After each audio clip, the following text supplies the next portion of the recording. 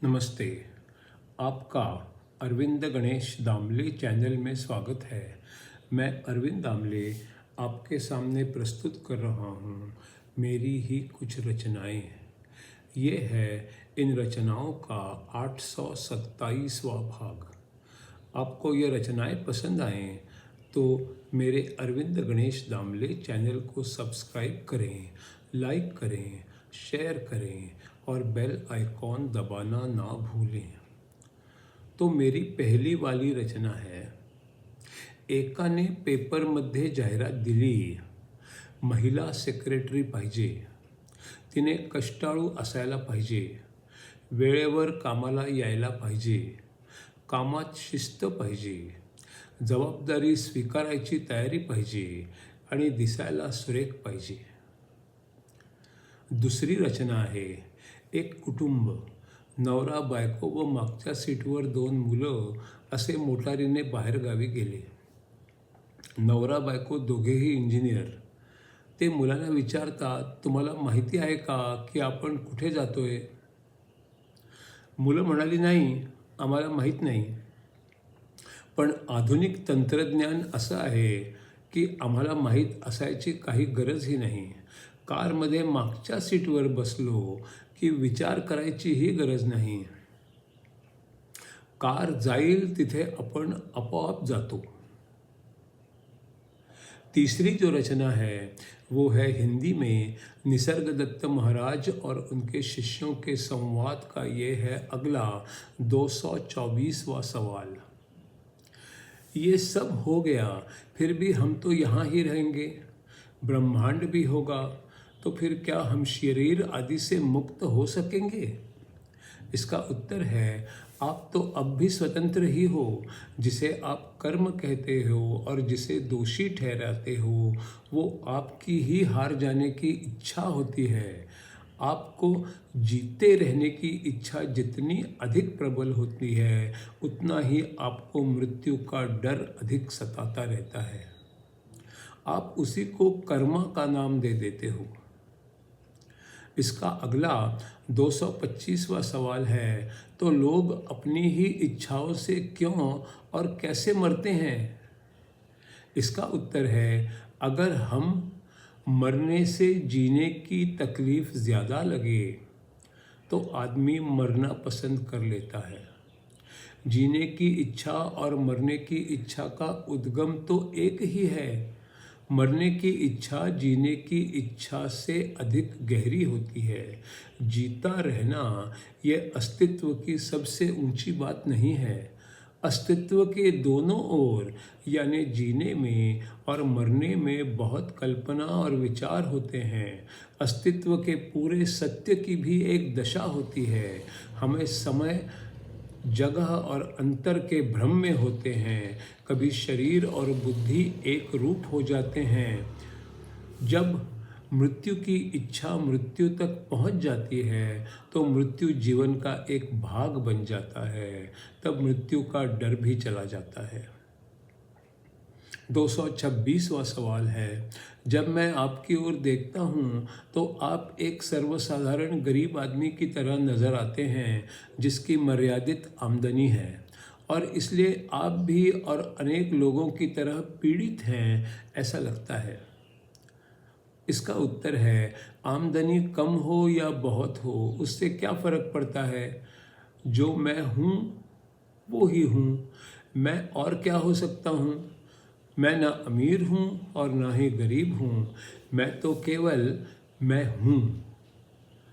इसका अगला 227वां सवाल, क्या आप भी प्रेम, आनंद, दुख और दर्द महसूस करते हैं? हाँ, आप ये सब तो ज़रूर करते होंगे।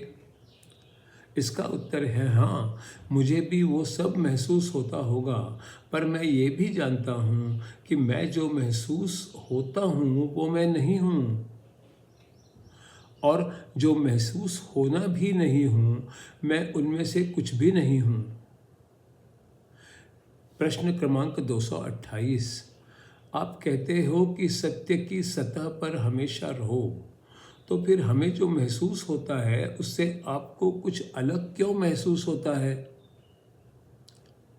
इसका उत्तर है, वास्तव में अनुभव तो आपका और मेरा वही होता है, पर मैं जिन बातों को कीमत देता हूँ और मेरा व्यवहार आपसे अलग होता है, उसमें फ़र्क हो जाता है।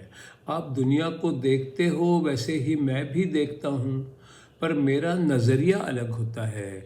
मेरे लिए कोई भी बात आश्चर्यजनक और रहस्यमयी नहीं होती।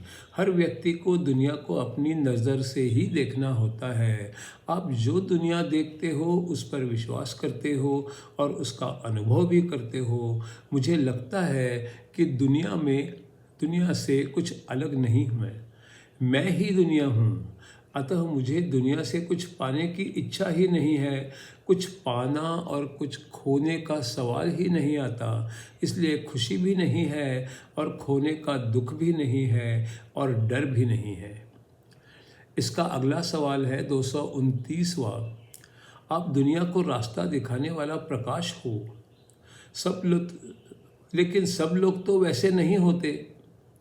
इसका उत्तर है, सच पूछो तो किसी में कोई फर्क नहीं होता और मैं जानता हूँ कि मैं क्या हूँ और मेरा उस पर पूरा विश्वास है। आपका वैसा नहीं है। इसका अगला सवाल 230वां। तो क्या आप में और मुझ में फ़र्क है? 230वें का उत्तर, ये आप कह सकते हो कि हम अलग हैं, पर वास्तव में वैसा नहीं है। हम एक ही हैं, सिर्फ हमारी बुद्धि और समझ में फ़र्क है और वो भी समय की सीमा में ही है। कुछ समय पहले मैं आपके जैसा ही था और आप भी मेरे जैसे बन सकते हो। सवाल क्रमांक 231। तो क्या भगवान ने दुनिया में सब में फ़र्क बनाए हैं? इसका उत्तर है, फ़र्क तो सब आपके अंदर ही वास करते हैं। आप खुद की ओर देखिए और आप सही सही कैसे हैं ये जानिए। फिर आपको सारा ब्रह्मांड सही सही वैसा है ऐसा पता चल जाएगा। सब कुछ मिला के एक ही है जिसको टुकड़ों में बांटा नहीं जा सकता और कोई गुण ना होने के कारण जिसका वर्णन भी नहीं किया जा सकता।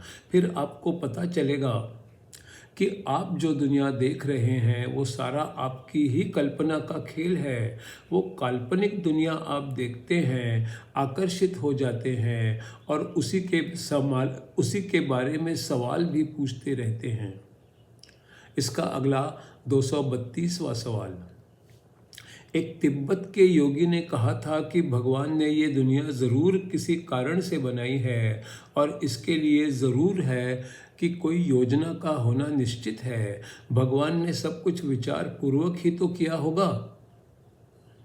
इसका उत्तर है, आप जो कह रहे हो उससे समय का नियम टूट जाता है जिसमें कभी ख़त्म ना होने का विचार है, क्योंकि जो भी बनता है वो ख़त्म भी हो जाता है।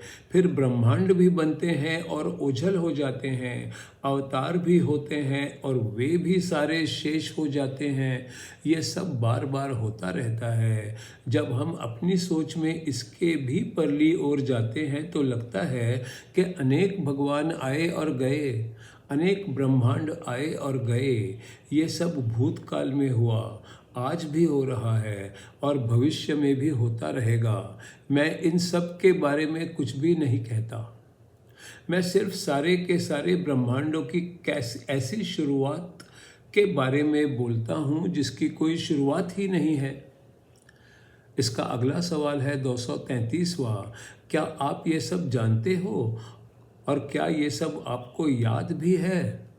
इसका उत्तर है, इसमें देखने की क्या बात है और याद रखने की भी क्या बात है। ये तो नन्हे बच्चों के खेलों के जैसा है जिन्हें कोई ध्यान से देखता भी नहीं और ध्यान भी नहीं रखता उस पर।